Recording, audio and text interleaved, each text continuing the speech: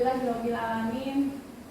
Puji syukur mari kita panjatkan kehadirat Allah Subhanahu wa taala karena pada pagi menjelang siang ini kita masih diberikan kesempatan untuk bisa berkumpul bertatap muka langsung dalam rangka menyaksikan seminar atau diseminasi calon guru penggerak angkatan 10.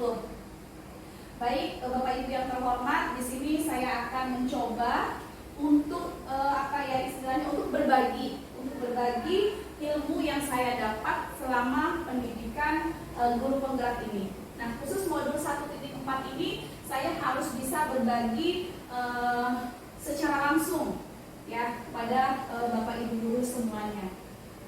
Baik, langsung saja. Ini adalah modul 1.4 tentang budaya positif. Oke, next. Nah, kita ke tujuan pendidikan terlebih dahulu. Jadi tujuan pendidikan menurut Bapak Ki Hajar Dewantara adalah menuntut segala kodrat yang ada pada anak agar mereka mencapai keselamatan dan kebahagiaan yang setinggi-tingginya, baik sebagai manusia maupun sebagai anggota masyarakat. Jadi yang perlu kita garis bawahi di sini adalah keselamatan dan kebahagiaan. Jadi pendidikan ini jadi pendidikan ini untuk anak-anak itu supaya mencapai keselamatan dan kebahagiaan. Jangan sampai kita memberikan sebuah pendidikan terhadap anak, membuat pembelajaran kepada anak itu anak-anak menjadi takut ataupun menjadi khawatir. Jadi kita sebisa mungkin memberikan pendidikan itu dalam suasana atau dalam kondisi anak-anak supaya mereka bisa bahagia. Seperti itu. Next. Nah, kita kembali ke filosofi pendidikan Ki Hajar Dewantara. Karena semakin kesini saya perhatikan bahwa filosofi pendidikan atau konsep pendidikan itu kita sudah mulai bergeser. Nah, kita akan mencoba untuk mengembalikan konsep ini sesuai dengan filosofi daripada Bapak Ki Hajar Dewantara, bahwa semua anak itu terlahir dengan bakatnya masing-masing. Ya, jadi dalam satu kelas itu anak-anak pasti mempunyai keberagaman masing-masing, tidak ada karakter yang sama. Nah, disinilah kemudian Bapak Ibu guru dituntut untuk dalam metode pembelajaran itu harus menyesuaikan daripada si bakat si anak ini. Itu. Kemudian poin yang kedua, tugas guru di sini adalah menuntun bakat tersebut agar anak bisa tumbuh dengan selamat dan bahagia. Ya, jadi kita itu sebagai Bapak Ibu guru itu tugasnya menuntun ataupun mengarahkan. Kita tidak boleh memaksa anak. Kemudian poin berikutnya, guru ibarat petani, anak ibarat biji jagung. Apa maksud dari filosofi ini? Ya, jadi kita itu sebagai guru itu diibaratkan seperti petani yang merawat biji jagung. Ya, kita utamakan biji jagung ada dua. Yang pertama adalah biji jagung yang kualitas unggul, kemudian yang kedua adalah biji jagung dengan kualitas yang biasa-biasa saja. Ketika kedua ini kita tanam dengan perlakuan yang berbeda, ini bisa tumbuh biji jagung tersebut bisa tumbuh berbeda pula. Misalkan biji jagungnya memang sudah unggul, tetapi kita biarkan, kita tanam, tapi kita biarkan nutrisi kita tidak kasih, kemudian tidak kita pupuk, tidak kita rawat dengan baik, maka biji jagung yang bibit unggul tadi dia akan tumbuh dengan biasa-biasa saja, atau bahkan mungkin tidak tumbuh karena tidak ada perawatan.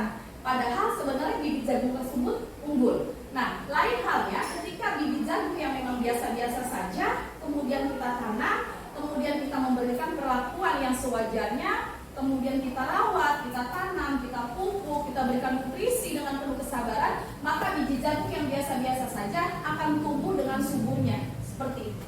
Ya. Nah, kemudian kenapa tidak diibaratkan petani? Petani itu kan biasanya sabar ya dalam merawat tanaman, merawat padi, gitu kan. Nah, inilah kita guru. Jadi kita memang harus memiliki kesabaran yang ekstra dalam mendidik anak-anak. Kita juga tidak boleh menuntut, kita juga tidak boleh memaksa. Seperti itu. Nah, kemudian poin berikutnya adalah kodrat alam dan kodrat zaman. Kodrat alam ini berkaitan dengan bakat dan minat anak-anak. Jadi Tuhan itu, Allah itu menciptakan anak itu dengan bakatnya masing-masing.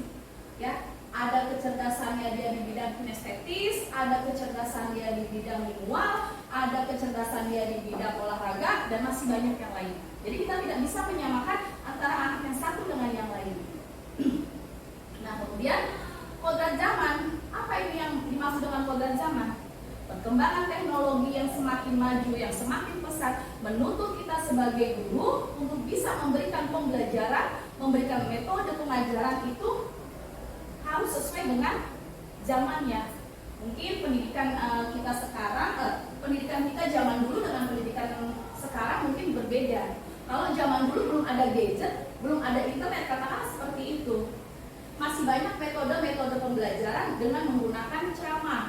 Seperti itu. Jadi guru lebih banyak ceramah di kelas. Nah, tetapi di zaman era teknologi yang sekarang ini, metode tersebut sudah tidak efektif. Kenapa? Yang pertama, anak-anaknya itu jauh lebih kritis. Bahkan anak-anak itu bisa dibilang lebih apa ya? Lebih update dibanding dengan gurunya. Ya, mereka bisa berselancar di internet, di media sosial, penggunaan gadget yang sangat luar biasa sekali seperti itu. Nah, inilah yang kemudian menuntut guru untuk bisa lebih mengupgrade diri dalam memberikan pembelajaran. Metode ceramah itu sudah tidak efektif lagi digunakan untuk zaman sekarang. Seperti itu. Jadi kita sebagai guru harus bisa memberikan inovasi atau terobosan bagaimana caranya memberikan strategi pembelajaran yang tidak membosankan terhadap siswa. Nah, kemudian filosofi pendidikan poin berikutnya adalah berpihak pada anak. Apa yang dimaksud dengan berpihak pada anak? Jadi kita sebagai guru itu tidak boleh menuntut anak kamu harus bisa seperti itu, tidak boleh. Jadi yang sesungguhnya adalah berpihak pada anak itu adalah kita sebagai guru memberikan pembelajaran itu ya sesuai dengan apa yang mereka butuhkan. Yuk, kita nih mau belajarnya seperti apa yuk gitu. Ya, jadi sekarang itu seperti itu. Jadi apa sih yang mereka butuhkan? Apa yang anak-anak butuhkan? Kita hanya menyesuaikan. Karena tugas kita ini adalah menuntun dan mengarahkan saja. Seperti itu. Ya. Jadi kita kembalikan lagi ke konsep yang sebenarnya tentang filosofi pendidikan. Terkadang bahkan saya sendiri juga masih sering ya terhadap anak-anak itu metode pembelajaran yang saya berikan, strateginya itu ya semuanya sekehendak kita gitu kan. Ya, pokoknya kita belajarnya seperti ini gitu, tapi ternyata itu menyalahi aturan. Ya, jadi kalau misalkan bisa kita mencoba untuk menerapkan pendidikan yang berpihak pada anak. Jadi apa sih yang kalian mau itu seperti apa? Kalian mau belajarnya kayak apa? Kamu belajarnya di mana? Gitu ya, seperti itu. Nah, ini adalah berpihak pada anak. Kita memenuhi apa yang anak-anak butuhkan seperti itu. Next. Nah, di sini sesuai dengan tema modul 1.4 yaitu budaya positif. Apa contoh penerapan positif yang telah kita terapkan? Oke, sekarang saya mau tanya dulu sama ibu-ibu dan sama bapak-bapak nih. Budaya positif itu apa sih, Bu? Budaya itu apa? Kira-kira buat saya apa budaya? Kebiasaan. Oke, Bu Kiki? Tradisi. Bu Lia? Budaya. Cara ya. Ya, suatu daerah lah. Oke, ya betul sekali. Jadi budaya positif ini berhubungan dengan pola atau kebiasaan-kebiasaan. Ya, kebiasaan-kebiasaan yang terus-menerus yang itu akhirnya membuat menjadi sebuah budaya. Positif tentunya adalah sesuatu hal yang baik. Jadi budaya positif adalah kebiasaan sesuatu hal yang baik. Itu secara harfiahnya. Next. Nah, ini dia. Budaya positif di sekolah yaitu nilai-nilai dan kebiasaan-kebiasaan di sekolah yang berpihak pada peserta didik agar mereka dapat berkembang menjadi pribadi yang kritis, penuh hormat dan bertanggung jawab. Dan di sini perlu digarisbawahi tentang nilai-nilai dan kebiasaan-kebiasaan. Oke, next. Nah, ini adalah perubahan paradigma. Next. Untuk membangun budaya yang positif, ternyata sekolah itu perlu menyediakan lingkungan yang positif juga.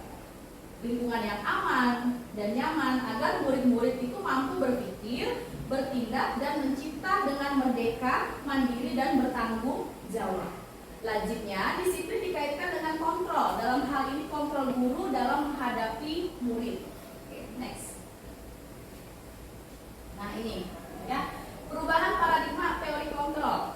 Jadi menurut Dr. William Glaser, dalam kontrol teori untuk meluruskan miskonsepsi tentang kontrol. Jadi mungkin saya pribadi juga atau mungkin Bapak Ibu ada miskonsepsi yang harus kita luruskan, bahwa saya beranggapan itu saya ketika menjadi guru saya bisa mengontrol anak atau saya bisa mengontrol siswa. Jadi siswa itu bisa ngikutin kita gitu. Tapi ternyata itu tidak demikian gitu. Nah, jadi ilusi kontrol ini ada beberapa ilusi kontrol. Yang pertama, ilusi guru mengontrol murid. Ya. Jadi saya juga masih beranggapan bahwa anakku harus nurut sama saya. Tapi ternyata tidak demikian ya. Jadi pada dasarnya kita tidak dapat memaksa murid untuk berbuat sesuatu jika murid tersebut memilih untuk tidak melakukannya. Nah, ini dari kontrol.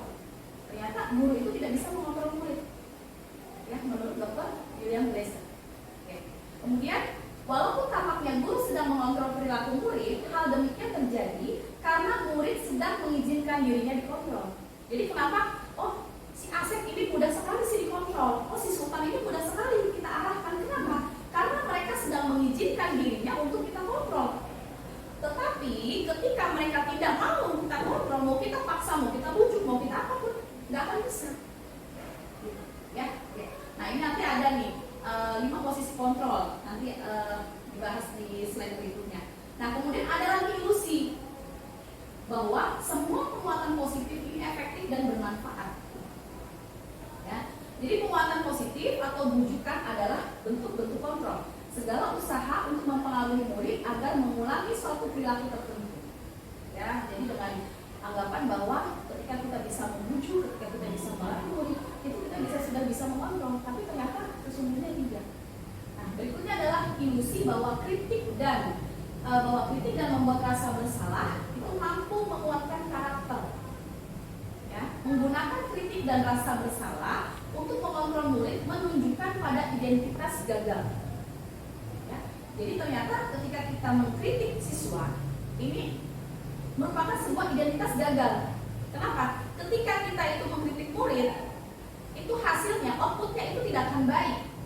Ya, jadi murid tersebut itu bisa berpotensi sebagai pendendam, kemudian dia bisa juga tidak menerima ketika dikritik, dia juga tidak menerima ketika disalahkan. Ya, hasilnya identitas gagal seperti itu. Nah, kemudian ilusi berikutnya adalah bahwa orang dewasa itu berhak memaksa. Orang dewasa ini adalah kita, misalkan kita umpama sebagai guru, kita itu punya hak memaksa. Ya, paradigma sekarang ini kan begitu ya. Saya guru nih, saya orang tua di sini, saya bisa memaksa kalian loh. Gitu. Tapi ternyata tidak demikian. Jadi banyak orang dewasa yang percaya bahwa mereka ini memiliki tanggung jawab untuk membuat murid-murid berbuat hal-hal tertentu. Apapun yang dilakukan dapat diterima selama ada sebuah kemajuan berdasarkan sebuah pengukuran kinerja. Nah, inilah ilusi teori ilusi kontrol, ya, sebuah paradigma yang terjadi, yang sering terjadi di kehidupan nyata, khususnya di kalangan para guru. Oke, next. Nah, ini perubahan paradigma stimulus respon. Ya, kita kaitkan, coba kita inikan dengan teori kontrol. Bisakah kita mengontrol seseorang? Ini yang menjadi pertanyaan. Ya. Stimulus responnya apa? Kita mencoba mengubah orang agar berpandangan sama dengan kita. Ya.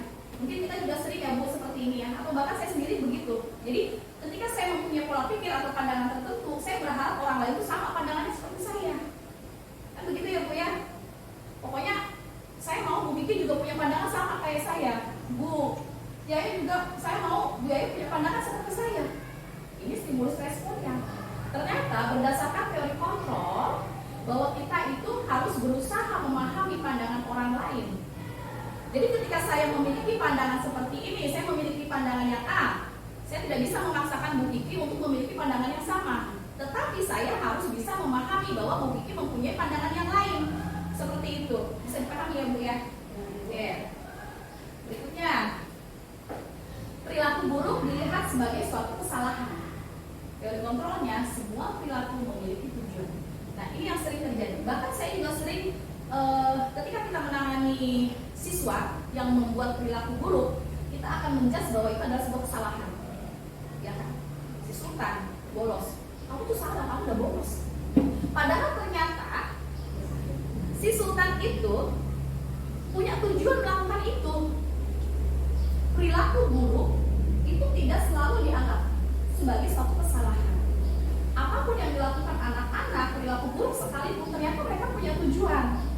Yang satu misalkan anak kelas berapa itu iseng terhadap temannya, itu ada perilaku buruk. Yang kemudian kita menjudge bahwa ya kamu salah, kamu sudah berbuat buruk. Tapi ternyata si anak tersebut ketika melakukan perbuatan itu dia punya tujuan yang kita tidak tahu. Nah itu. Nah kemudian stimulus respon yang lainnya adalah saya bisa mengontrol orang lain. Nah, teori kontrolnya bagaimana? Anda tidak bisa mengontrol orang lain. Saya tidak bisa mengontrol Bunda Ella, saya tidak bisa mengontrol Bu Lia, saya tidak bisa mengontrol Bu Asri, saya tidak bisa mengontrol semuanya. Kenapa? Karena sesungguhnya yang bisa mengontrol diri kita adalah diri sendiri, bukan orang lain. Kenapa kemudian saya ulangi lagi bahwa ketika saya mengontrol Bunda Ella, kemudian Bunda Ella mau, ya karena Bunda Ella sedang mengizinkan dirinya untuk saya kontrol. Tetapi ketika Bunda Ella tidak mengizinkan untuk saya kontrol, tidak akan mau. Nah, seperti itu. Oke. Berikutnya adalah pemaksaan ada pada saat bujukan gagal. Nah, teori kontrolnya adalah kolaborasi dan kesepakatan menciptakan pilihan-pilihan baru. Ketika kita membujuk seseorang untuk mengikuti apa yang kita mau, tetapi bujukan tersebut gagal, maka akan berpotensi adanya sebuah pemaksaan. Udah dibujuk nih, yo Sultan masuk ya, gitu kan? Ah nggak mau Bu, saya masih pengen jajan. Sultan masuk ya, jamnya udah mulai nih, gitu kan? Ketika bujukan-bujukan tersebut tidak berhasil, apa yang akan kita lakukan? Masuk nggak? Ya kan? Akan adanya pemaksaan. Masuk nggak? Nah di situ, ya. Ketika bujukan gagal, akan berpotensi adanya pemaksaan. Tetapi berdasarkan teori kontrol, adanya kolaborasi dan kesepakatan menciptakan pilihan-pilihan baru. Ya, jadi ketika saya mengontrol hutan itu harus ada kesepakatan, harus ada kolaborasi nih, ya seperti itu. Oke. Kemudian model berpikir menang kalah, ya. Menurut teori kontrol, model berpikir yang menang. Next. Nah sekarang kita berbicara masalah disiplin. Coba Bunda Ella, ketika saya menyebut kata disiplin, apa yang ada dalam pikiran Bunda Ella? Disiplin. Waktu, oke. Jadwal kita masuk jam sekian. Seperti itu. Saat sudah sama seperti waktu. Ya mereka masuk kelas jam berapa? Ya. Tapi harus. Ya berarti disiplin itu biasanya kaitannya dengan apa? Bisa. Aturan. Ya, dengan aturan atau dengan peraturan. Ada lagi, Bu Yaya. Kalau misalnya Bu Yaya dengar kata disiplin, apa yang ada dalam pikiran Bu Yaya itu? Tepat waktu. Kalau Bu Kiki apa Bu? Patuh. Kalau Bu Lia apa Bu Lia? Oke. Tertib. Ya. Dan semuanya itu benar. Saya sendiri ketika saya mendengar kata disiplin, di sini tuh udah terngiang-ngiang nih peraturan, disiplin. Kalau misalkan tidak dilaksanakan, saya pasti akan mendapatkan hukuman. Kan seperti itu ya. Itu disiplin gitu. Oke, next. Sekarang kita coba pengertian dari disiplin. Jadi kata disiplin ini sering dikaitkan dengan tata tertib. Betul tadi. Tata tertib, kemudian teratur, kepatuhan pada peraturan. Kata disiplin juga sering dihubungkan dengan hukuman. Ya, dalam benak saya itu gitu. Dulu waktu sekolah ketika saya mendengar kedisiplinan, wah udah deh, kalau misalkan saya tidak melakukan itu pasti saya kena hukuman. Seperti itu. Padahal itu sungguh berbeda. Antara berbeda karena belajar dengan disiplin itu tidak harus dengan memberikan hukuman.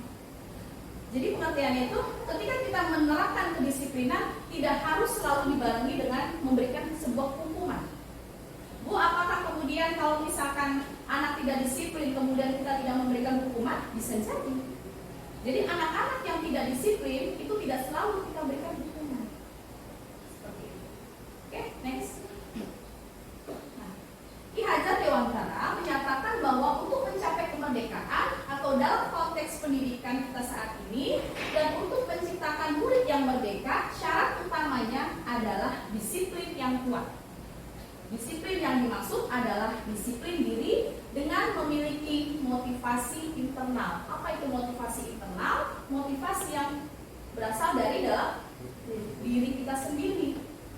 Ya, motivasi Motivasi internal ini berkaitan dengan kesadaran diri. Jika kita tidak memiliki motivasi internal, maka kita memerlukan pihak lain untuk mendisiplinkan kita. Ya, jadi ketika disiplin itu tidak bisa kita hadirkan, ya, untuk secara motivasi yang tumbuh dari dalam diri kita secara kesadaran sendiri, maka kita memerlukan pihak lain. Misalkan ada siswa yang kita tidak bisa disiplinkan, nah pihak lainnya siapa? Ya kita mendisiplinkan siswa. Nah ini terkait dengan motivasi eksternal. Jadi ketika motivasi internal itu belum terbentuk, kita membutuhkan motivasi eksternal. Ya, motivasi eksternalnya bisa dari guru, bisa dari teman-temannya, bisa dari bapak kepala sekolah, seperti itu. Ya, oke. Next. Nah, ini teori motivasi perilaku manusia. Biasanya kita melakukan sesuatu yang pertama itu untuk menghindari ketidaknyamanan ataupun hukuman. Kita masih sering ya Bu melakukan ini ya Bu. Ya, untuk ketidaknyamanan atau menghindari hukuman, atau ini sering anak-anak lakukan nih. Saya berangkat ke sekolah pagi supaya tidak terlambat, gitu kan? Nah, kenapa mau berangkat sekolah pagi? Supaya saya tidak dibully. Anak-anak pasti seperti itu. Dan ini kebanyakan dilakukan ini. Kemudian, nah, nanti akan timbul apa yang akan terjadi apabila saya tidak melakukannya. Nah, ini masih motivasi eksternal. Kenapa motivasi eksternal? Karena dia melakukan itu untuk menghindari hukuman. Oke. Kemudian berikutnya yang kedua, untuk mendapatkan imbalan dari orang lain ataupun dari institusi. Nanti pun pertanyaan, apa yang akan saya dapatkan apabila saya melakukannya? Jadi kita melakukan sesuatu, mengharapkan imbalan, mengharapkan pujian. Bagaimana kemudian ketika kita tidak dikasih imbalan ataupun pujian? Ya, kita tidak mau melakukan itu. Nah, ini masih masuk ke motivasi eksternal. Ya, jadi kita melakukan sesuatu karena ada hal lain di luar kita. Kemudian yang poin ketiga adalah untuk menghargai diri sendiri, menjadi insan yang sesuai dengan harapan kita. Ya, jadi saya akan menjadi orang yang seperti apa bila saya melakukannya. Jadi yang ketiga ini masuk ke dalam motivasi internal. Orang mau memuji saya, orang mau memberikan imbalan ataupun tidak, ya saya akan tetap melakukannya. Kenapa? Ya karena untuk saya sendiri seperti itu. Ya, nah ini sudah masuk motivasi internal. Oke, next. Nah ini adalah nilai-nilai kebajikan universal. Nilai-nilai kebajikan adalah sifat-sifat positif manusia yang merupakan tujuan mulia yang ingin dicapai setiap individu. Nilai-nilai tersebut bersifat universal dan lintas bahasa, suku, bangsa, agama maupun latar belakang. Jadi universal itu menyeluruh, ya, tidak terbatas lintas bahasa ataupun suku, bangsa, agama maupun latar belakang. Jadi bersifat universal. Kemudian setiap perilaku perbuatan memiliki suatu tujuan. Ya, ini menurut teori dari Dr. William Blazer. Ya, kemudian poin berikutnya, dengan mengaitkan nilai-nilai kebajikan yang diyakini seseorang, maka motivasi intrinsiknya akan terbangun, sehingga menggerakkan motivasi dari dalam untuk dapat mencapai tujuan mulia yang diinginkan. Ini berdasarkan teori Diane Gosen 1998. Nah, tentu nilai-nilai kebajikan yang ingin kita capai oleh setiap anak Indonesia kita kenal dengan profil pelajar Pancasila. Yang pertama, beriman, bertakwa kepada Tuhan Yang Maha Esa dan berakhlak mulia, kemudian mandiri, bernalar kritis, berkebinekaan global, bergotong royong, dan kreatif. Oke, next. Nah ini dia. Bagaimana kita bisa menciptakan budaya positif? Kita mulai dari yang paling tengah, peraturan kelas. Ya, peraturan kelas itu seperti apa? Nah, peraturan kelas itu kita buat sebuah kesepakatan antara wali kelas atau guru dengan siswa. Ya, makanya saya ingin mencoba menerapkan ini nanti pada saat tahun ajaran baru nih. Ya, jadi nanti kita balik kelas, kita masuk ke kelas, kita membuat kesepakatan bersama yang isinya itu tentang peraturan kelas yang simpel-simpel aja.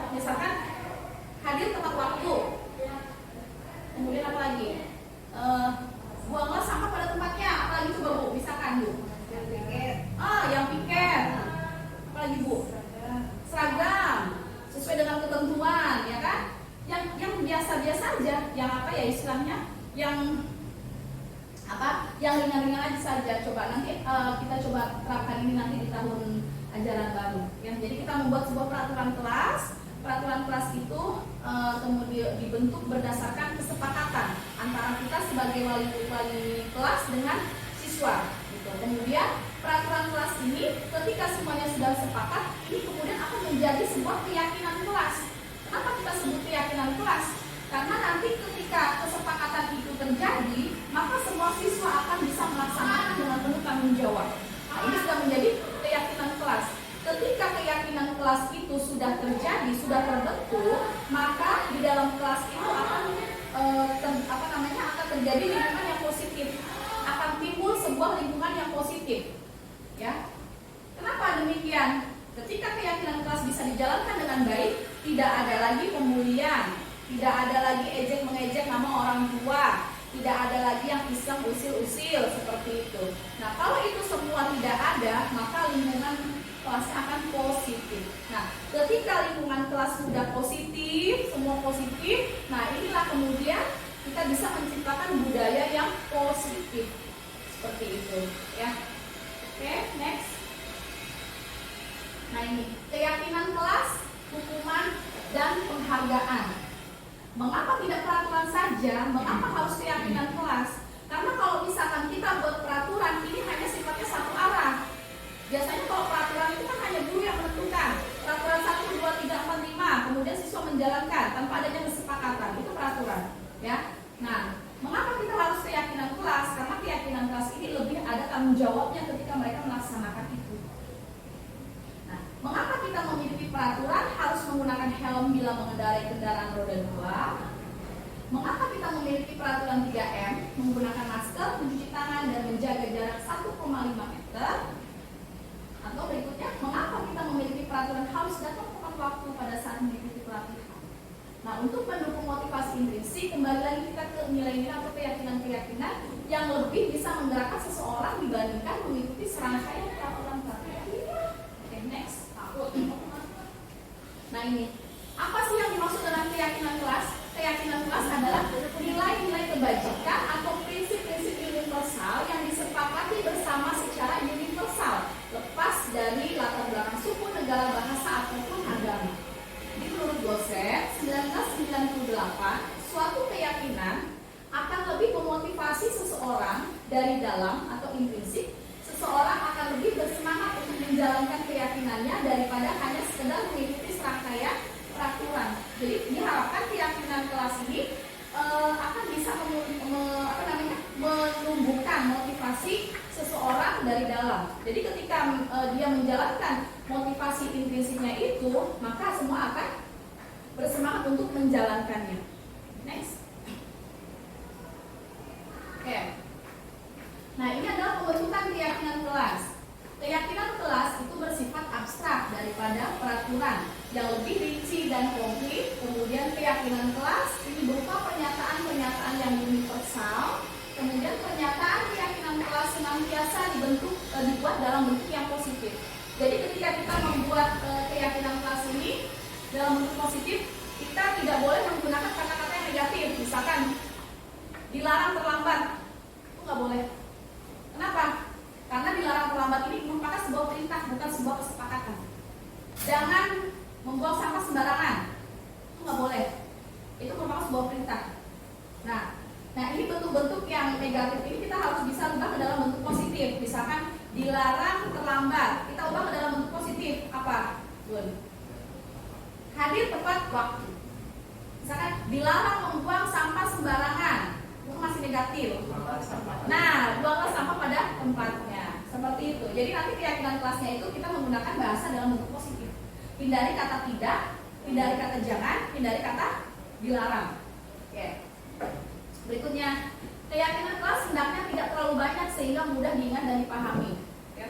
Meskipun memang banyak gitu ya, tapi kita cari yang jangan terlalu banyak supaya mereka bisa lebih mengingat dan lebih memahami. Jadi kalau udah diingat, sudah dipahami, jadi mereka tuh menjalankannya lebih enak seperti itu.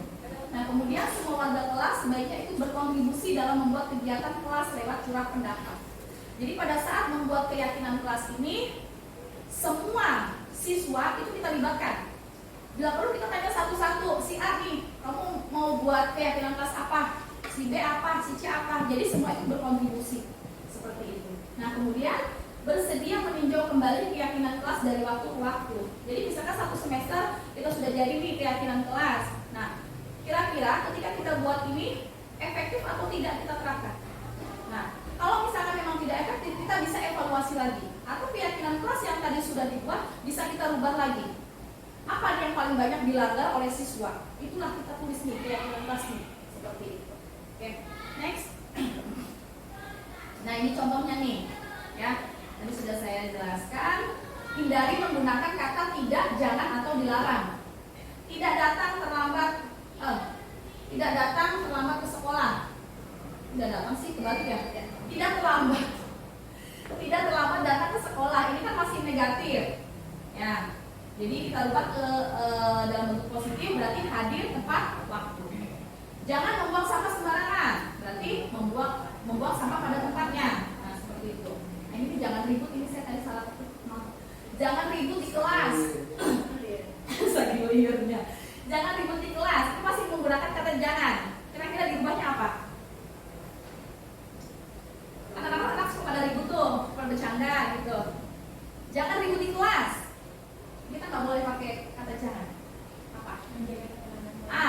Menjaga ketenangan kelas atau menjaga ketertiban kelas bisa. Nah, dan lain-lain ya. Nah, ini berperilaku jujur gitu ya. Barangkali ada kelas yang masih banyak anak-anak yang suka berbohong ataupun yang ini kita bisa tuh menerapkan keyakinan kelas berperilaku jujur seperti itu. Atau mengumpulkan tugas tepat waktu, membuang sampah pada tempatnya, dan masih banyak yang lainnya. Oke, next. Oke, nah ini perbedaan peraturan dan keyakinan kelas. Peraturan, ketika kita membuat peraturan gitu ya, selalu kembalikan buku ke tempatnya. Keyakinan kelas itu apa? Atau nilai kebajikannya, berarti adalah sebuah tanggung jawab. Ketika dia mengambil buku dari perpustakaan, kemudian dia belajar, kemudian dia mengembalikan lagi, itu artinya si anak tersebut memiliki tanggung jawab untuk mengembalikan. Itu adalah nilai kebajikannya. Nah kemudian peraturannya dilarang mengganggu orang lain. Nah nilai kebajikan di sini apa yang dituju? Supaya bisa menghormati orang lain dan diri sendiri. Kita tidak boleh mengganggu temannya, kita tidak boleh usil terhadap temannya. Itu artinya nilai kebajikan yang ditanamkan adalah kita saling menghormati orang lain. Ya. Dan ini berikutnya, dilarang melakukan kekerasan, berarti kan kita menjaga keselamatan dan menghormati orang lain. Dilarang menggunakan narkoba, berarti nilai kebajikannya lebih ke arah kesehatan. Kemudian jangan berlari di kelas atau koridor, ini tentang keselamatan dan keamanan, seperti itu yang nilai kebajikannya. Oke, next. Nah ini, merdeka menurut Ki Hajar Dewantara. Jadi merdeka itu artinya tidak hanya terlepas dari perintah, akan tetapi juga cakap memerintah diri sendiri. Next.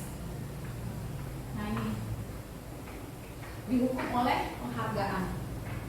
Nah pengaruh jangka pendek dan jangka panjang. Jadi ternyata kita ketika memberikan sebuah reward itu tidak kurang tepat ya. Kadang kita suka ngasih reward apalagi dalam bentuk materi gitu kan. Kadang saya juga masih suka ngasih gitu kan supaya memacu motivasi mereka, tapi ternyata itu tidak dibenarkan. Karena pengaruhnya bisa jangka pendek. Ketika kita tidak memberikan reward itu, kira-kira anak mau melakukan lagi tidak? Enggak. Saya nggak dikasih reward sama ibu ini, gitu kan? Akhirnya anak tersebut tidak mau melakukannya lagi. Kenapa? Ya itu tadi, karena dia melakukan itu tuh karena ada imbalannya, seperti itu. Ya. Saya juga masih sering melakukan. Ya. Padahal sebenarnya tujuan kita hanya semata-mata untuk memotivasi supaya belajar. Kadang kita gini ya, udah kehabisan cara nih, mau gimana lagi sih gitu kan, ngomong terus udah gitu, tapi tetap aja anak tidak mau melakukan itu. Akhirnya apa? Nih ibu kasih goceng gitu kan, akhirnya anak berlomba-lomba ya enggak gitu kan. Ternyata ini tidak dibenarkan. Kenapa? Karena efeknya hanya jangka pendek. Next time ketika kita memberikan pertanyaan lagi tanpa adanya reward, anak tersebut tidak akan mau melakukannya lagi. Nah kemudian penghargaan itu menghukum, kemudian juga penghargaan itu mengurangi ketepatan. Ini udah paham nih. Penghargaan itu tidak efektif dan penghargaan merusak hubungan. Ketika saya memberikan reward untuk aset, ibu kok cuma aset doang sih yang dikasih? akan ada kecemburuan sosial di antara teman-temannya seperti itu. Padahal ada, misalkan ada gini, kan saya lebih bisa dari dia gitu, kenapa yang dikasih reward aset? Misalkan seperti itu. Nah ini perlu penghargaan ini bisa merusak hubungan seperti itu. Oke, next. Nah, ini bentuk program kebajikan atau apresiasi. Dalam memberikan apresiasi atau sebuah pengakuan perlu diingat beberapa hal. Yang pertama, kita memberikan pengakuan secara khusus, kemudian kita memberikan pengakuan secara pribadi, kita memberikan pengakuan kepada semua murid atau bergantian, kita memberi pengakuan secara konsisten, dan kita beri fokus pada proses. Oke, next. Nah ini, ya contoh pengakuan atau apresiasi kebajikan. Jadi kemarin saya perhatikan, nah nilai kebajikannya apa ini? Ada rasa empati yang besar sekali. Biasanya situasi ini terjadi pada saat kita menolong murid baru di kelas kita. Ya, kemudian ini ada saya menghargai. Berarti nilai kebajikannya apa? Ada sebuah kepedulian. Biasanya situasi yang kita temukan adalah pada saat kamu membantu teman-temanmu di tugas kelompok. Seperti itu. Kemudian terima kasih untuk, berarti ketika kita mengucapkan terima kasih, nilai kebajikannya apa di situ? Ada rasa tanggung jawab. Gitu ya. Jadi situasi yang terjadi biasanya itu pada saat kita memungut kertas-kertas yang berserakan di lantai, kemudian kita mengucapkan terima kasih seperti itu. Next. Nah, sekarang kita sebelum ke hukuman dan konsekuensi, saya mau memberikan semacam apa ya, quiz. Nah, di sini ada beberapa 1, 2, 3, 4, 5, 6. Nah, coba Bapak Ibu tentukan ini termasuk hukuman atau konsekuensi, ya. Oke, silakan Bu, silakan Pak. Gak apa-apa, kita sambil belajar bareng. Bu, langsung aja tulis di sini, Bu Yayan. Coba Bu Asri.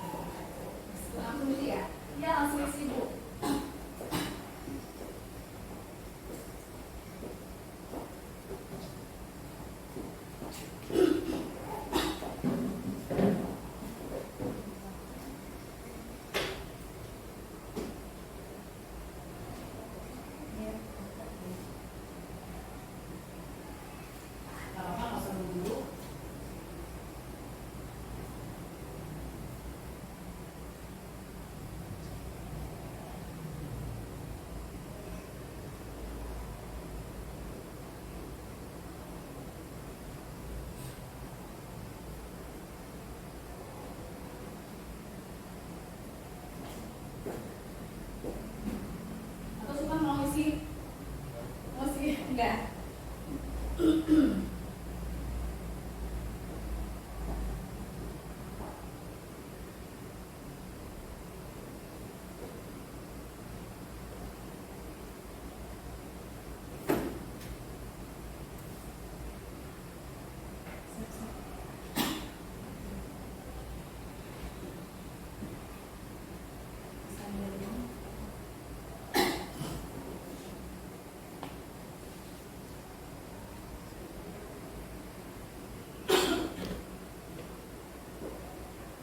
Tindakan dulu, mencatat 100 kali di dalam kalimat. Saya tidak akan terlambat lagi karena selamat ke sekolah. Ya, ini merupakan konsekuensi atau hukuman. Kemudian tadi mengelilingi lapangan basket 2 kali karena terlambat hadir di sekolah. Ini hukuman atau konsekuensi. Kemudian murid diminta untuk push up 15 kali karena tidak menggunakan masker ke sekolah. Kemudian menggantikan kertas tugas teman yang telah dicoret-coret. Hukuman atau konsekuensi. Membersihkan tumpahan air di meja tulis karena tersenggol pada saat belajar. Dan yang terakhir, meminta murid tidak mengenakan sepatu seharian di sekolah karena tidak mengenakan sepatu kita. Oke, kita coba. termasuk hukuman atau konsekuensi kah?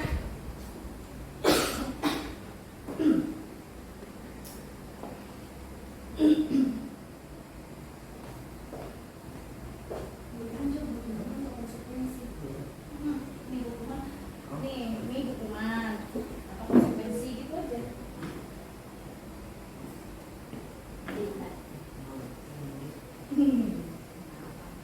Ya, lari, main basket, lapangan basket. Udah besok yang sini. Juga balik. Mana saya orang paling enak tadi. Saya ngambil nih apa yang keluar apa yang kemana? Apa benar saya? Bagaimana? Saya diri kamu ya.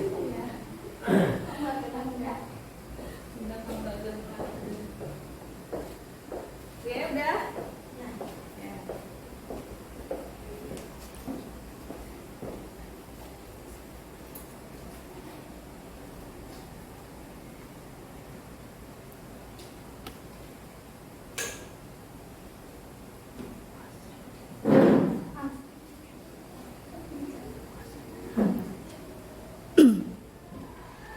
Ah.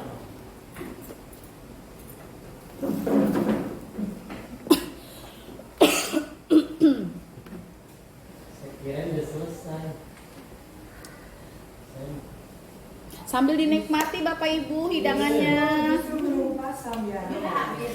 Ini bersuara kan Bu? Kenapa? Itu baru bersuara kan? Justru biar ramai. Biar ada pasang. Gak apa-apa. Gak apa-apa, kita alami aja.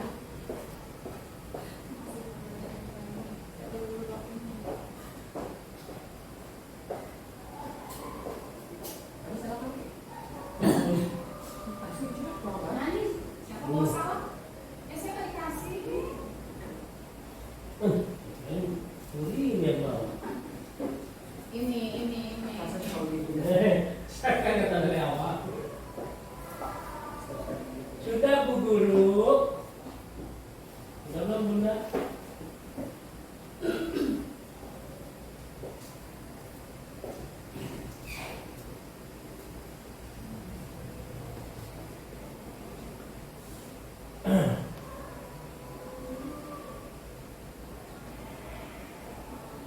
Sambil online pasang anak tidak mau di hotel cari tanah pilih.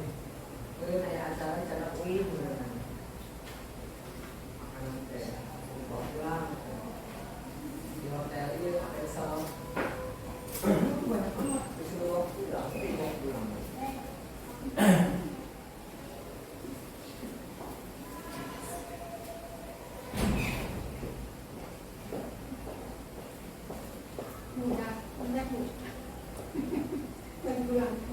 Oke, sudah Bu Ibu? Sudah. Oke, kita bahas yuk apa termasuknya hukuman atau konsekuensi. Yang mana Bu? Oke, yang pertama, mencatat 100 kali di dalam buku kalimat. Saya tidak akan terlambat lagi. Hukuman. Hukuman. Hukuman apa konsekuensi? Kalau sekarang kan konsekuensi Bu. Itu Kenapa? kalau dihukum, disukanya gitu dewa Nah, lupa lagi tetap aja nih begitu. Oh gitu. Jadi maksudnya hukuman atau konsekuensi? Dua sih bisa dua. Bisa dua? Pilih salah satu. Konsekuensi. Kamu besok Saya hukuman. hukuman. Saya juga.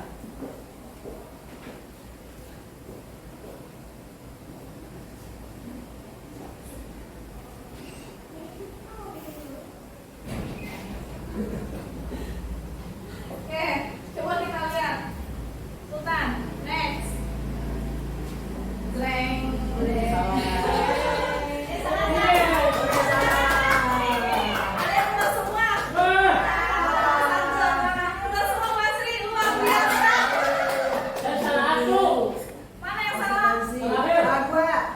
Salah satu. Saya nomor 2. Nomor ini nomor 20. Oke. Itu berapa terakhir jadi hukuman? Apa hukuman? Apa? Coba Mas Ri alasannya apa? Hukuman itu karena ya Lupa saya karena kan ya konsekuensinya seorang murid itu memakai sepatu tidak memakai sepatu ketika di sekolah dia punya hak untuk memakai sepatu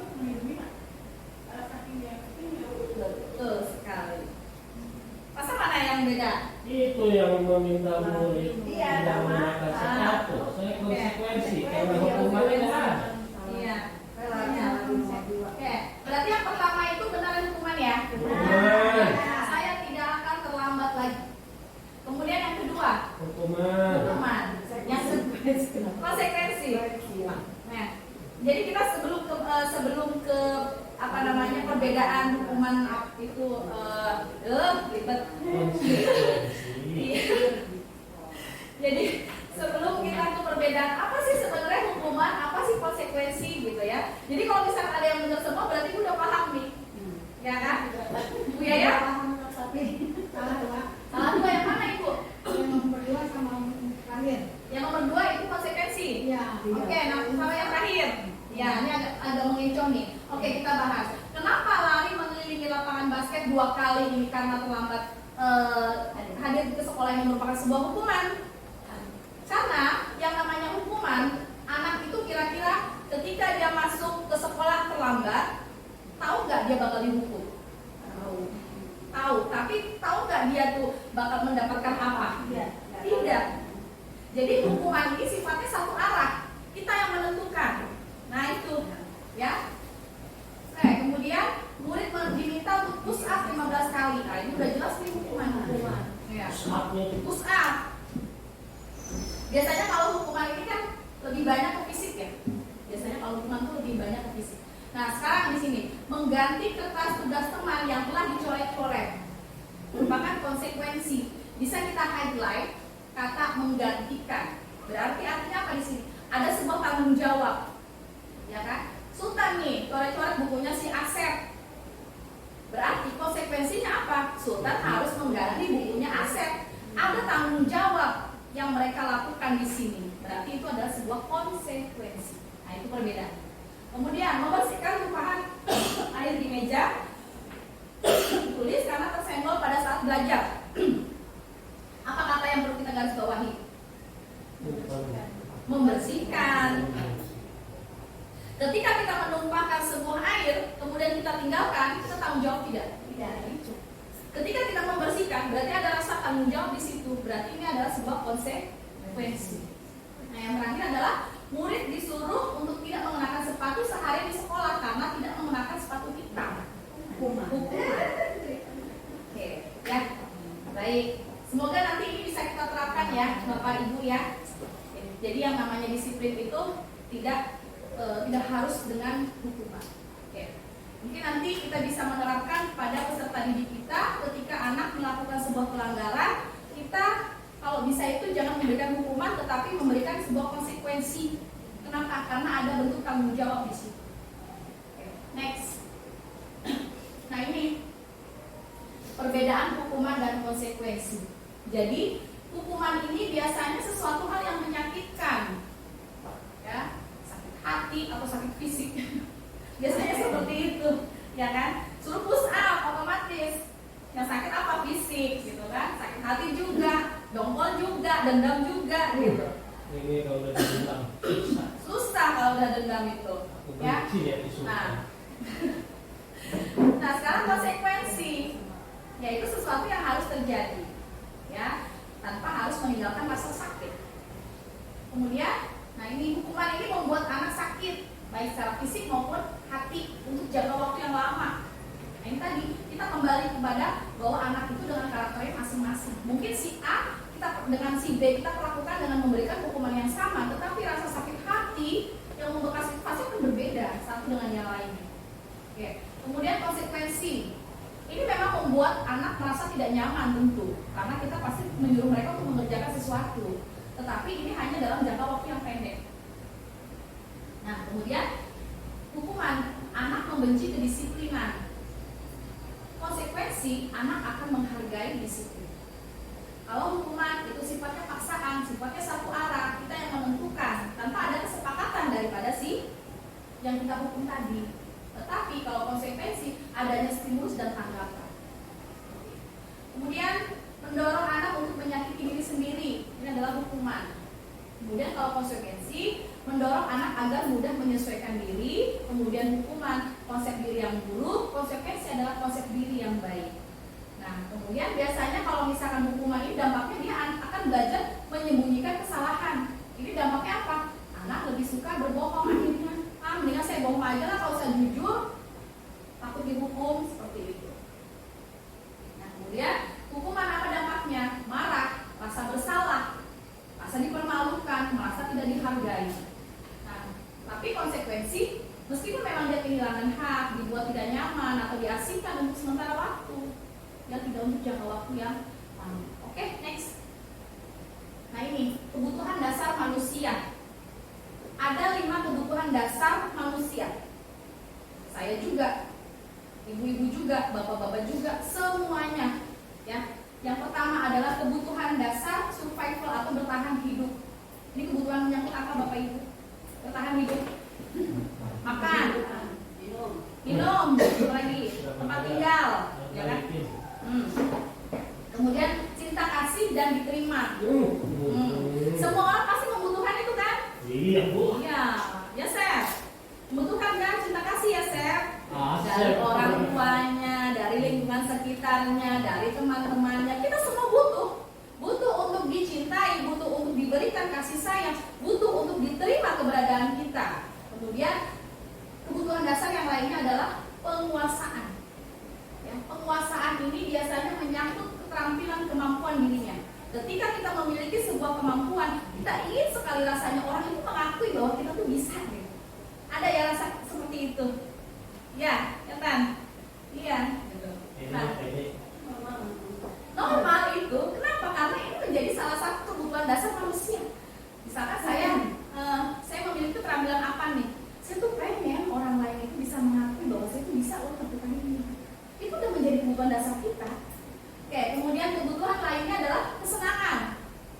Pasti ini udah, ya kan? Saya berhak senang, saya berhak bahagia, ya kan?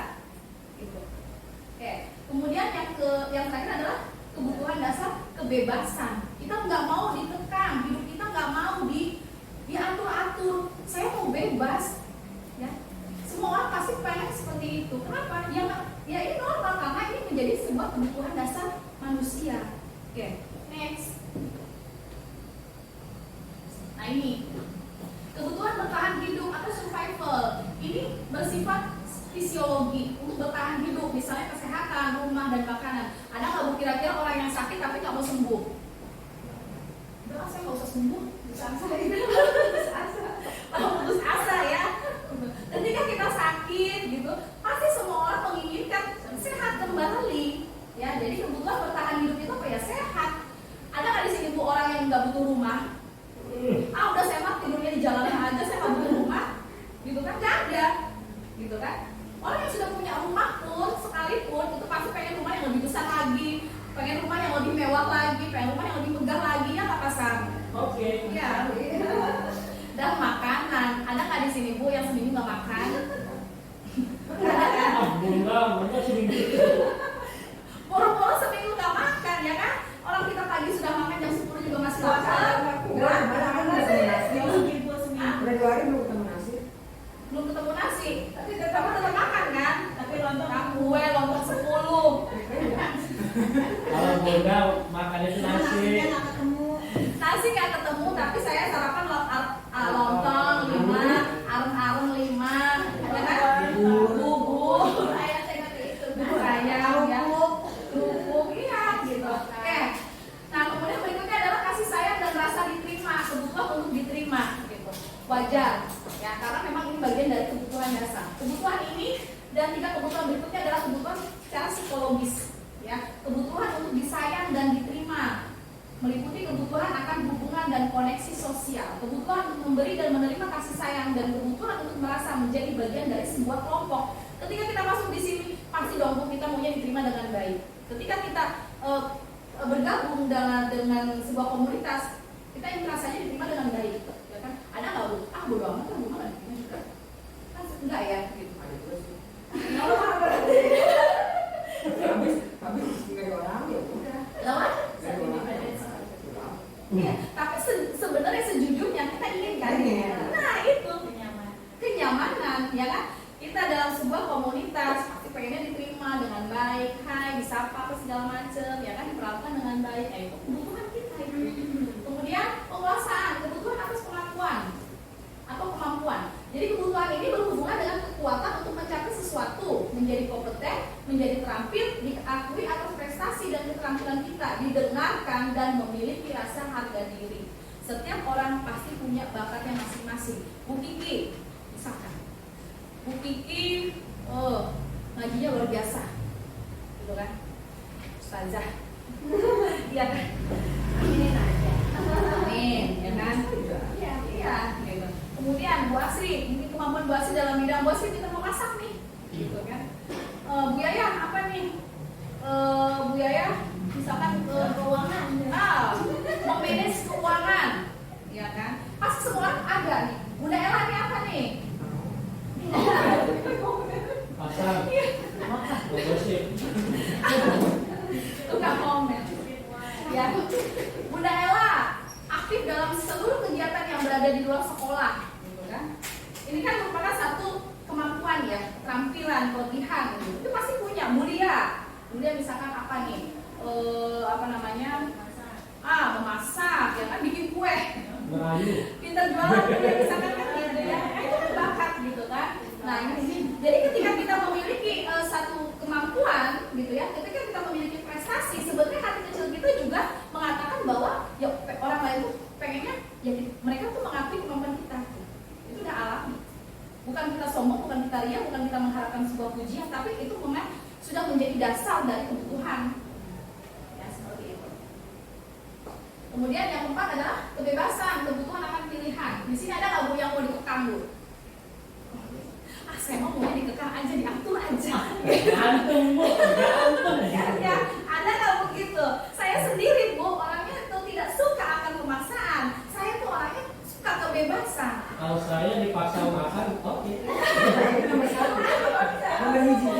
Kalau itu paksa ya. Iya, dipaksa makan ya. Pasti semua orang itu menginginkan kebebasan, bisa menentukan pilihannya sendiri. Ini adalah sebuah otonomi, sebuah kemandirian. Saya tidak suka diatur, saya maunya bebas. Saya mau ke pantai, saya mau ke gunung, saya mau berteman dengan siapapun, seperti itu. Itu adalah merupakan kebutuhan dasar dan itu normal gitu. Nah ini biasanya anak-anak nih, ya, anak-anak fenomena yang terjadi itu ketika istirahat kita sering mendapati mereka smoking. Apa ini? Kenapa? Karena kebutuhan dasar akan kebebasan mereka belum terpenuhi, sehingga terjadilah itu. Mereka maunya bebas. Ya, ketika kebutuhan dasar itu kebebasan mereka tidak terpenuhi, maka mereka melakukan hal-hal yang seperti itu. Suka mencoba-coba, ya kan? Senang melakukan hal yang baru dan menarik, meskipun mereka tidak tahu ini dampak buruknya apa. Oke, kemudian yang kelima, kebutuhan dasar akan kesenangan, merasa senang. Ada nggak sih Bu di sini kira-kira orang yang pengennya sedih aja? Ada? Nggak ada. Orang biasanya pengen kan bahagia, senang gitu. Ada nggak, Sultan? Saya maunya sedih aja. Kan nggak ada ya seperti itu. Tapi sedih menguntungkan ada teman. Apa? Sedih dibuat-buat. Sedih dibuat-buat mencari perhatian. Nah ini kebutuhan dasar nih. Ya, oke. Nah, ini 5 kebutuhan dasar ini.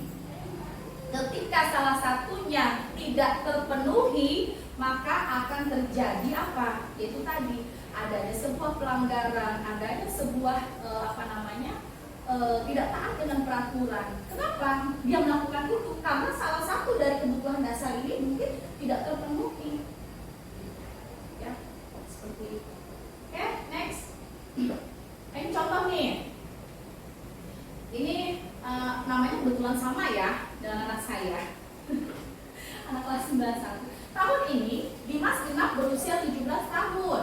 Ia senang sekali ketika ayahnya mulai mengajarkan cara menyetir mobil. Setiap akhir pekan ia berlatih menyetir. Ia terlihat senang sekali berlatih sampai akhirnya ia bisa menyetir mobil dengan baik dan lancar. Ketika ibunya bertanya pada Dimas apa yang membuat dia ingin bisa menyetir mobil, ketika jawaban Dimas adalah seperti ini, nah kira-kira kebutuhan apa yang ingin dia penuhi? Kalau misalkan jawaban Dimas, aku merasa bangga dan keren, berarti kebutuhan apa ya? Penguasaan, pengen diakui, ya kan? Pengen diakui kemampuan dia dalam menyetir, berarti penguasaan. Kemudian kalau misalkan jawaban Dimas adalah biar bisa jalan-jalan naik mobil sama teman-temanku. Dengan dua, kasih sayang, kesenangan. Kasih sayang ya, rasa diterima karena dia menyambut teman-temannya. Oke. Kemudian ketika Dimas menjawab, aku senang bisa pergi ke tempat-tempat yang aku suka. Kebebasan, ya kan? Nah, kemudian berikutnya adalah menyetir mobil itu seru. Ya, senang. Ketika dia menyetir mobil ternyata dia merasakan sebuah keseruan, berarti merupakan sebuah kesenangan. Oke, next. Oke, nah ini ada kasus nih, saya coba mau berbagi. Ibu Ani, guru kelas 10 sedang bingung menghadapi ulah salah satu siswa di kelasnya, Agus. Beberapa anak telah datang mengeluhkan Agus yang seringkali meminta bekal makan siang mereka dengan paksa. Jika Anda menghadapi situasi seperti Ibu Ani, apa yang akan Anda lakukan? Bu Kiki. Ada yang suka minta jatah makan, menyarankan aku supaya membawa bekal. menyarankan Agus supaya membawa bekal sendiri, Ya. supaya dia nggak minta sama temennya. Kebun, kalau Bunda Ella apa? Tanya dulu. Tanya dulu, kenapa? Kenapa sih kamu suka? Kenapa sih kamu tuh suka minta-minta bantuan orang? Nah, berarti menanyakan terlebih dahulu alasan. Kalau Bu Lia apa Bu Lia kira-kira? Alasannya iya sama kayak ini kan. Tanya kenapa dia suka minta-minta ke teman-temannya. Jadi kan karena kalau kita udah tahu alasan dia, kita bisa memberi solusi ya. Oke, pasang. Menurut saya kurang kasih sayang itu ibu. Kenapa Bapak beralasan demikian? Bisa juga itu unsurnya di rumah dia kurang perhatian dari ibunya. Ya, kenapa Tanya ada dulu, dulu? Pak. Dulu. Tanya dulu, Pak. Iya, iya. Kenapa? Gitu. Dulu, kita kan gimana kalau saya sebagai seorang guru dengan teman-teman yang lain baru satu orang yang lain kekurangan. Iya. Kita minta aja bagi-bagi, Pak. Oke, gitu. Berarti kepedulian ya. Gitu. Oke, Bu Asri gimana Bu Asri? Lalu tanya, kenapa dia melakukan itu? Kemudian tanya alasan apa? Kemudian kasih solusi. Ya, saya di sini. Kenapa kalau misalnya bawa? Kenapa nggak bawa? Kenapa sebaiknya harus bawa? Bukan kalau memang ternyata di kamu bilangnya alasannya nggak ada yang buatin makanan, mungkin bisa memberikan saran beli makanan di luar. Yang pasang Atau dulu ketika dulu. memang mau jadi Nah, kita bisa memberikan solusi dengan memberikan makanan-makanan teman-teman dengan patungan yang tadi. Oke, ternyata Bapak Ibu guru ini bijaksana sekali. Tapi kan kalau tiap hari, ada pada yang juru sosial juga. Oke. Jadi ada solusi lainnya. Nah, ini adalah salah satu permasalahan yang mungkin sering terjadi, gitu ya. Nah, ketika kita mendapati permasalahan seperti ini, bagaimana kontrol kita sebagai guru dalam menghadapi permasalahan-permasalahan ini? Nanti kita akan bahas. Oke, next. Nah, ini dia. Dalam konteks penerapan disiplin positif, Bu Ani sebaiknya mencari tahu alasan Agus melakukan tindakan tersebut. Jadi kita mencari tahu dulu nih, kenapa seperti itu. Nah, di sini ada beberapa alternatif jawaban, ya.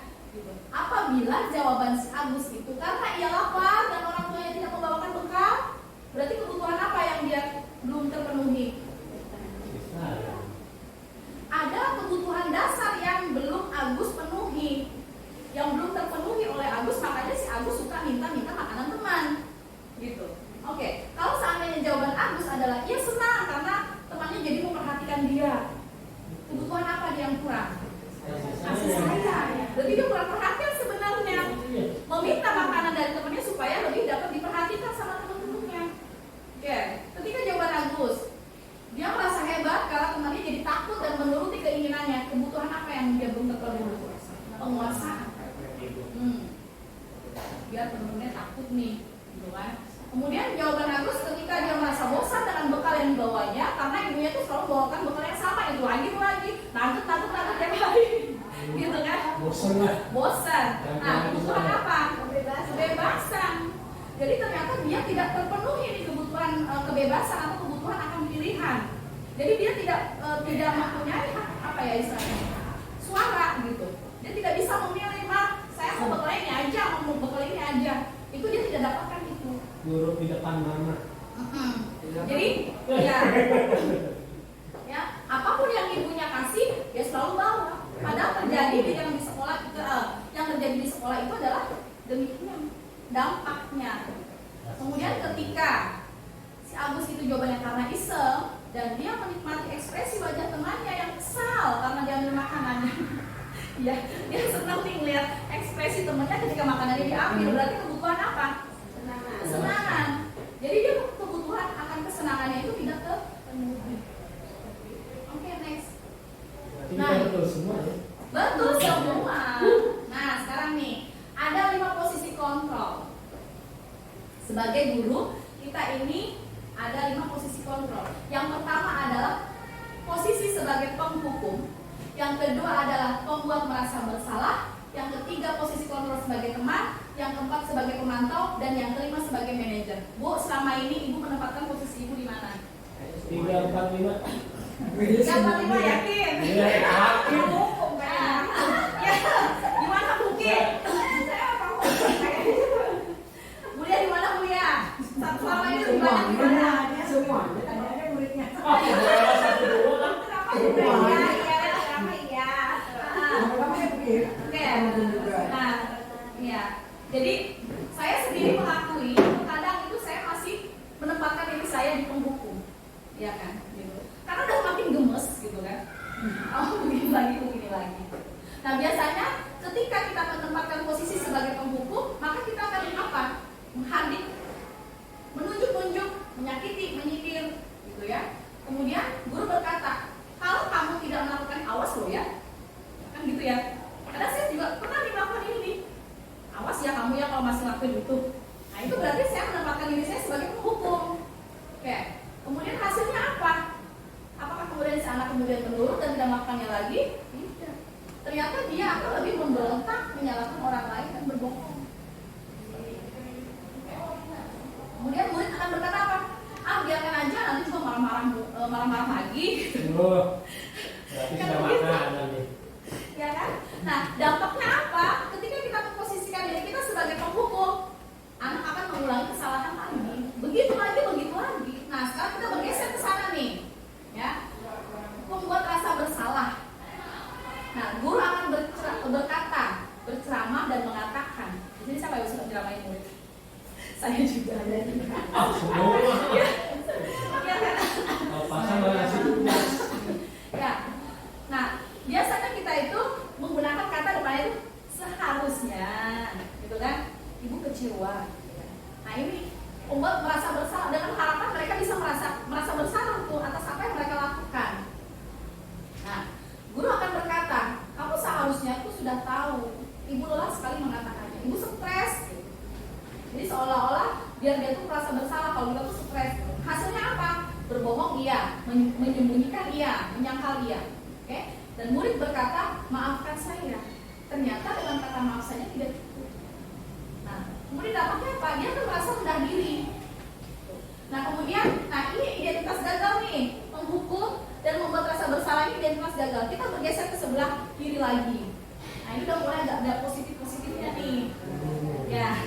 Jadi ketika kita mendapati sebuah kasus atau sebuah permasalahan, kita memposisikan diri kita sebagai teman, misalkan. Dia akan berkata apa? Jadi guru itu akan membuatkan alasan-alasan untuk muridnya. Ada di sini guru yang diajak curhat sama murid. Nah, ada nggak?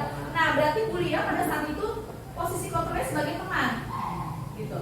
Nah, itu biasanya curhat tuh anak. Tetapi hasilnya bagaimana? Dia akan ketergantungan terhadap kita. Dan ketika itu dampak yang lebih buruknya lagi apa?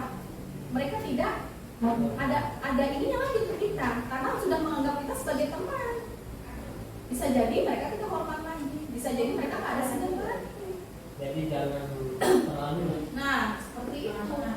Ya. Jangan terlalu. Lihat di sini, murid akan berkata, saya pikir bapak ibu tuh teman saya, ternyata begitu. Ya kan? Kemudian apa nih dampaknya? Lemah, tidak mandiri dan tergantung. Jadi ketika ada masalah dia pengen curhat aja. Kita ladenin terus. Ada masalah lagi, pengen curhat aja nyari Bu Kiki ada nggak? Kalau nggak curhat sama Bu Kiki, kayaknya belum plong gitu. Seperti itu. Maka ini akan tergantungan. Nah sekarang bergeser ke sana sebagai pemantau. Nah sebagai pemantau, guru akan lebih berkata apa peraturannya. Dia menanyakan kembali yang sudah menjadi keyakinan kelas tadi. Permasalahannya apa? Nah kemudian hasilnya apa? Dia akan menyesuaikan seperti itu. Nah kemudian dampak pada muridnya apa? Dia akan menitik beratkan pada sanksi atau hadiah untuk dirinya. Ini pemantau. Ya. Nah kemudian yang paling ideal, posisi kontrol yang paling ideal adalah manajer. Ya. Jadi layaknya sebuah manajer dalam sebuah perusahaan. Apa biasanya? Kita mengajukan pertanyaan-pertanyaan. Ya, kemudian guru berkata apa yang kita yakini, ini menyangkut keyakinan pasar yang sudah dibuat, gitu kan? Apa yang bisa kau kerjakan untuk memperbaiki kesalahan kamu, untuk memperbaiki masalah ini, gitu. Jadi manajer tuh kesannya kayak bijaksana banget, gitu, ya kan? Jadi kita bertanya supaya si yang membuat masalah itu dia meyakini apa yang sudah dia langgar seperti itu. Kemudian solusinya bagaimana? Jadi lebih bijak. Nah kemudian hasilnya apa? Si murid tersebut akan mengevaluasi dirinya, bagaimana cara memperbaiki diri. Ini posisi yang paling ideal itu manajer. Ya, entahlah saya juga kurang tahu nih apakah saya juga mampu ya posisi manajer. Yang minimal kita di sinilah sebagai teman. Tetapi juga kita harus bisa harus tahu batasan. Semuanya harus dipakai. Oke, next. Nah ini restitusi. Apa ini restitusi? Saya jujur Bu, istilah restitusi ini baru saya dengar ketika saya pendidikan guru penggerak. Tetapi istilah restitusi ini ternyata ini kita dalam keseharian sudah sering mempraktekkan ini, tetapi kita nggak tahu kalau itu namanya restitusi. Restitusi itu apa? Penyelesaian dari permasalahan-permasalahan yang ada di sekolah. Next. Nah ini, ini adalah hukuman konsekuensi restitusi. Next. Nah ini langsung ke sini. Ciri-ciri restitusi. Yang pertama adalah bukan untuk menebus sebuah kesalahan, namun untuk belajar dari kesalahan. Kemudian yang kedua, memperbaiki hubungan. Kemudian tiga, ada sebuah tawaran, ada sebuah kesepakatan, bukan paksaan. Yang keempat adalah restitusi menuntut untuk melihat ke dalam diri. Kemudian restitusi mencari kebutuhan dasar yang mendasari tindakan. Seperti yang tadi, restitusi diri adalah cara yang paling baik untuk memperbaiki diri. Restitusi fokus pada karakter bukan tindakan. Restitusi fokus pada solusi. Restitusi mengembalikan murid yang berbuat salah pada kelompoknya. Next. Nah ini segitiga restitusi. Langkah-langkah apa yang ada dalam segitiga restitusi ini? Ketika kita menghadapi kasus atau sebuah permasalahan yang ada di sekolah, hendaknya kita menyelesaikan permasalahan itu dengan menggunakan segitiga restitusi. Yang pertama apa? Menstabilkan identitas. Ya, menstabilkan identitas ini biasanya seperti apa? Setiap orang pasti pernah melakukan kesalahan. Oke, langsung next. Ada penjelasannya di sini. Nah, ini dia. Yang pertama, menstabilkan identitas atau stabilize the identity ya. Ini bertujuan mengubah identitas anak dari orang yang gagal karena melakukan kesalahan menjadi orang yang sukses. Nah, biasanya ini akan dengan kalimat-kalimat berbuat salah itu tidak apa-apa. Ya. Tidak ada manusia yang sempurna. Saya sebenarnya sering Bu mendengar Bu Asri, Bu Lia, Bu Kiki itu ketika ada anak yang bermasalah, kemudian mereka ajak ngobrol, saya sering mendengar ini nih, gitu. Itu ternyata secara langsung kita udah melaksanakan restitusi ini, gitu. Saya juga pernah melakukan kesalahan itu, gitu kan. Ibu tidak mencari siapa yang salah, kan gitu ya. Pokoknya sekarang itu ibu nggak tahu siapa yang salah atau siapa yang benar, gitu. Saya sering mendengar kayak gitu. Siapa ya biasanya? Gitu. Kan gitu. Kan anak-anak ketika ada misalnya ada lagi berantem nih, Bu si ini begini Bu, si ini begini gitu kan. Bukan ibu lagi tidak mencari siapa yang salah atau siapa yang benar. Ternyata kita sedang melaksanakan restitusi. Namanya apa? Menstabilkan identitas. Yeah. Next. Langkah yang kedua, validasi tindakan yang salah atau validate the misbehavior. Tindakan ini kita dilakukan dengan suatu tujuan memenuhi kebutuhan dasar. Nah, biasanya kalimat-kalimat yang keluar apa? Nah ini, padahal kamu bisa melakukan yang lebih buruk dari ini ya. Jadi ketika misalkan ada anak yang usil, apa ya istilahnya? Kayak tadi contoh skenario-nya itu, ada anak yang suka mencontek, kemudian yang diconteknya nggak terima, gebrak meja, jepret gitu kan. Nah itu nggak boleh sebenarnya. Sebenarnya si yang tadi yang nggak terima dicontek itu dia bisa melakukan hal buruk ketimbang dia mengebrak meja, mungkin dengan memukul atau apa. Tapi di sini kita memberikan sebuah pemahaman bahwa sebenarnya kamu juga bisa melakukan hal buruk tersebut, tapi kamu tidak melakukannya kan. Oke. Nah kemudian kalimat yang kedua, kamu pasti punya alasan kenapa melakukan itu. Nah ini kita mencari tahu dulu alasan dia. Kemudian kamu patut bangga pada dirimu sendiri karena kamu telah melindungi sesuatu yang penting buat. Atau kamu boleh mempertahankan sikap itu, tapi kamu harus menambahkan sikap yang baru. Nah ini adalah validasi tindakan yang salah. Oke, next. Nah berikutnya adalah menanyakan keyakinan. Nah ini berhubungannya dengan keyakinan kelas yang tadi sudah dibentuk. Makanya saya mau Bapak Ibu itu bisa menerapkan keyakinan kelas itu.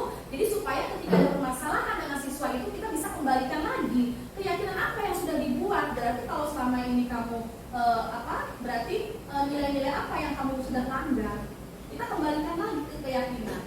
Oke. Apa yang kita percaya sebagai kelas atau keluarga? Apa nilai-nilai umum yang kita sepakati? Nah ini. Oke. Berikutnya next. Nah ini adalah contoh. Coba diklik bisa nggak? Contoh penerapan segitiga restitusi. Ini suaranya.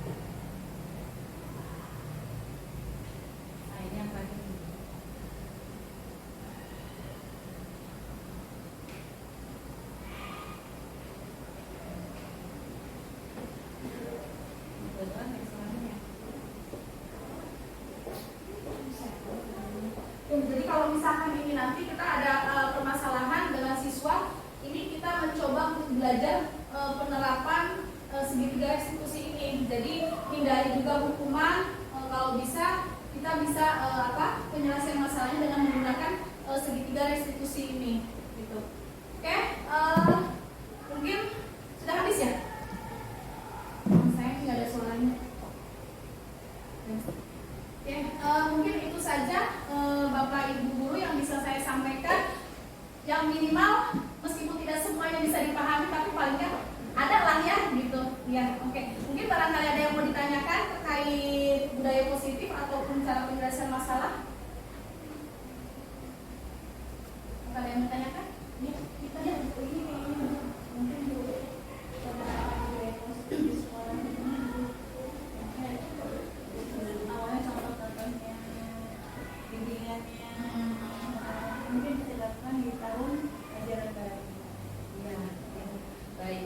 Ya, nanti kita akan coba. Jadi penerapan budaya positif ini kan tidak hanya tanggung jawab kita ataupun tidak hanya tanggung jawab siswa, tetapi merupakan tanggung jawab warga satuan pendidikan. Ya, jadi nanti kita akan mencoba untuk berkonsultasi atau berkoordinasi dengan Bapak Kepala Sekolah, ya, bagaimana penerapan budaya positif di sekolah kita. Sebenarnya secara tidak langsung budaya positif di sekolah kita ini sudah berjalan, Bu. Sebenarnya sudah berjalan. Nah, mungkin akan ada penebalan-penebalan mana sih gitu, yang seperti itu. Nanti kita akan coba diskusikan lagi yang baik. Terima kasih Bu Asri masukannya. Ada lagi pertanyaan? Ya. Saya bukan bertanya dan menambahkan. Penguatan ya. Penguatan.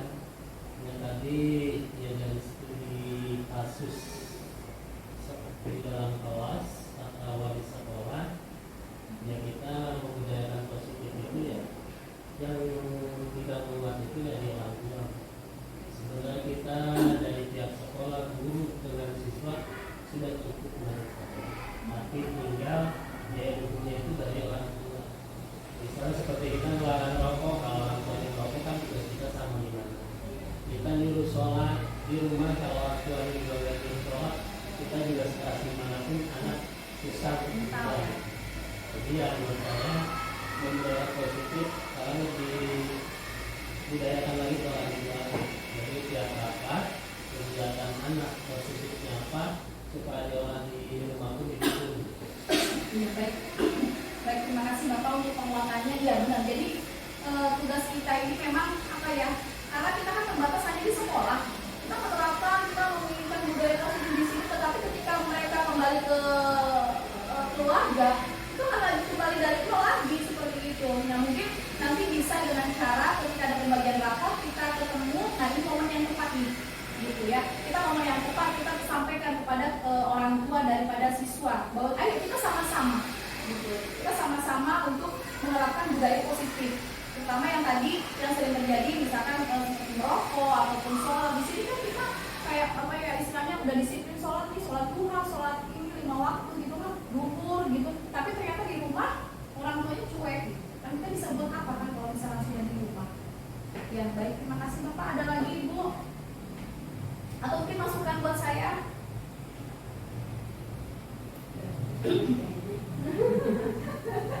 Ya kalau pertanyaannya ini diseminasi itu apa? Diseminasi. Ya, sebenarnya diseminasi itu kan sama dengan seminar gitu ya. Diseminasi itu ini gitu. Jadi kita berbagi, kita mau apa ya istilahnya? Ya ini diseminasi. Saya menyampaikan sesuatu apa yang saya dapatkan di sini. Yang ada peserta kan nggak mungkin Bu saya ngomong ada peserta sendiri ya. Bagi-bagi lah. Ya, hal ini loh yang berpihak kepada murid. Apakah bisa kita lakukan di sini dengan kondisi siswa-siswi kita yang sangat banyak harus kita tahu tentang kedisiplinan? Ya, oke Bu. Pertanyaan yang bagus sekali Bu. Ya. Dikasih selain lah. Kita itu kan idealnya tadi pendidikan itu seperti itu ya Bu ya, berpihak pada murid idealnya. Nah inilah yang kemudian akan menjadi tantangan yang besar bagi kita sebagai guru-guru yang ada di sini. Bagaimana kita ini kan pengen menerapkan, oke, saya tuh maunya seperti saya tuh maunya ngikutin kamu deh gitu kan. Tapi ternyata yang diikutin ya misalkan kayak siapa gitu kan. Bu, saya maunya nggak sekolah Bu gitu kan. Kan ikutin yang benar. Nah itu, kita kembali lagi. Ketika kita mendapati kasus yang seperti itu, kembali lagi ke restitusi, kembali lagi ke sebuah keyakinan kelas yang tadi sudah dibentuk itu. Memang Bu, tidak mudah. Saya sendiri pun sama seperti itu. Ketika kita menanyakan, kita mau belajarnya metode apa nih? Kita mau belajarnya di mana nih? Kalau kita nanya sama anak yang siapa ya istilahnya? Yang bener lah ya. Iya gitu. Tapi ketika kita tanya sama anak yang itu gitu kan, gitu, itu pasti membutuhkan tantangan, kesabaran. Nah itu ya, kita harus bisa punya inovasi supaya ngajar kita itu nggak gitu aja. Kita juga harus mengupgrade. Nah, ketika ada siswa yang seperti itu, kan kita maunya mah tidak ada hukuman, tidak ada kekerasan, tidak ada pemaksaan dan lain-lain. Kita maunya pengen semuanya nyaman, belajar kayak senang, kan maunya seperti itu ya Bu ya. Tapi ada aja gitu kan hambatan-hambatan atau tantangan-tantangannya itu. Nah itu dia, kita kembali lagi ke segitiga restitusi ini. Seperti itu. Jadi sebenarnya tetap ada permasalahan, makanya sebelum kita menerapkan ini, saya sih maunya Bapak Ibu coba dari keyakinan kelas dulu nih. Dibentuk, tempel Bu di kelas Bu. Tempel di kelas itu apa? 1, 2, 3, 4, 5, 6, 7, 8, 10. Yang kira-kira bisa mencakup semuanya tentang kedisiplinan, kebersihan, apalagi gitu. Jadi ketika mereka ada sebuah permasalahan, kita kembalikan lagi keyakinan ini dengan menggunakan segitiga restitusi ini. Seperti itu. Ada lagi? Sudah cukup? Baik ya. Alhamdulillah ya, 60 menit lebih, 60 menit lebih Asep ya. 2 jam minimal 60 menit ya. Oke, alhamdulillah sudah tercapai. Terima kasih Bapak Ibu atas kesediaannya sudah mendengarkan saya ngoceh ya kan. Semoga ini bisa bermanfaat, kita bisa sharing ilmu, dan semoga kita bisa menerapkan atau mempraktekkannya bersama demi sekolah kita SMP Perintis Cilengsi. Terima kasih, mohon maaf apabila ada tutur kata saya yang salah, yang kurang berkenan. Saya mohon maaf yang sebesar-besarnya. Sekian dan terima kasih. Wassalamualaikum warahmatullahi wabarakatuh.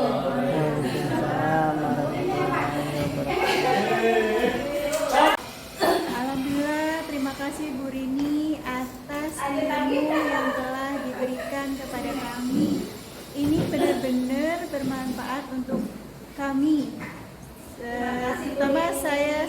pribadi yang masih belajar sebagai guru, sebagai teman untuk siswa.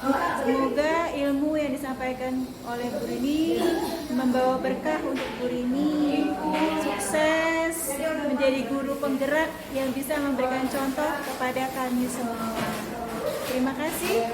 Assalamualaikum warahmatullahi wabarakatuh. Waalaikumsalam warahmatullahi wabarakatuh. Ya, Alhamdulillah acaranya sangat lancar dan sukses.